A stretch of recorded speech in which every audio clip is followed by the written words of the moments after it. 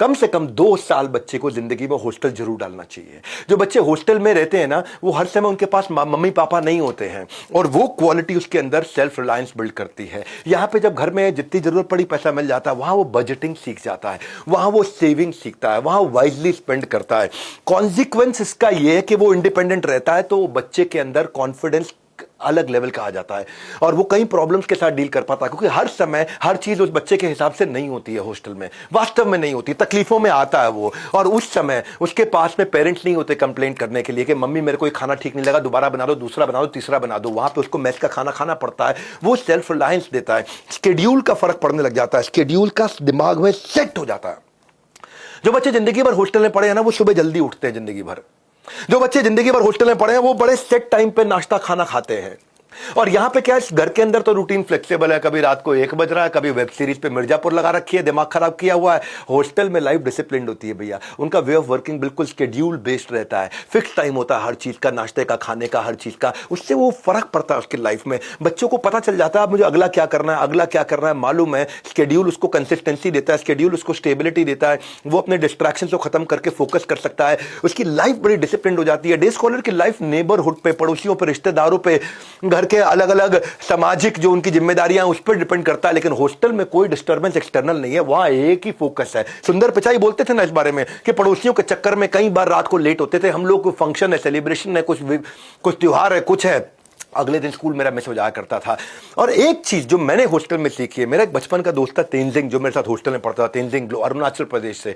अभी मैं अपने भाई की शादी में गया था, और वो भाई की जब शादी में मैं गया गुवाहाटी, तो तेंजिंग भी अरुणाचल प्रदेश से गुवाहाटी आया था। वो मेरे बचपन का दोस्त था, और हमने काफी टाइम साथ में दिया। मैं कुछ फोटोग्राफ भी शेयर कर देता हूँ यहाँ पे। क्या कहना चाहता हूँ, यहाँ क्रॉस कल्चरल एक्सपोजर मिल जाता है आपको। जो है बच्चे को बाजू के शर्मा जी, वर्मा जी, या हो सकता है तिवारी जी मिल सकते हैं, लेकिन अगर हॉस्टल लाइफ में उसको देश भर की कंट्री के अलग अलग कल्चर के लोग मिलते हैं। क्योंकि भारत जो है ना, वो एक देश नहीं, एक कॉन्टिनेंट है। भारत अपने आप में एक अलग दुनिया है। भारत के अंदर 9 मेजर धर्म है, 28 से ज्यादा राज्य हैं, और 19,500 डायलेक्ट हैं। डायलेक्ट मतलब एक भाषा का, सब भाषा को डायलेक्ट बोलते हैं एक तरह से। तो हॉस्टल एक फिट प्लेटफॉर्म है जहां पर उसको अपॉर्चुनिटी मिलती है अलग अलग कल्चर से, जो उसके कल्चर के बाहर के लोग हैं उनसे सीखने को, उनके साथ मील शेयर करने के लिए, उनके साथ झूले पे बरसात में आराम से बाहर बैठते हुए गप मारते वक्त वो नए नए कल्चर को सीखता है। अलग अलग प्रकार के बच्चे हैं वहां पे। वहां हरियाणा का बच्चा भी होगा, रे है, पंजाबी भी होगा, पाजी किद्दा, और वहां इलाहाबाद का लड़का भी होगा, अरे कहां बतिया रहे हो भैया, थोड़ा आप बैठिए। तो अलग अलग प्रकार के लोगों से मिलेगा, एक्सपोजर मिलेगा उसको, इंटरैक्ट करने का, कोलैबोरेट करने का, डाइवर्स ग्रुप के अंदर।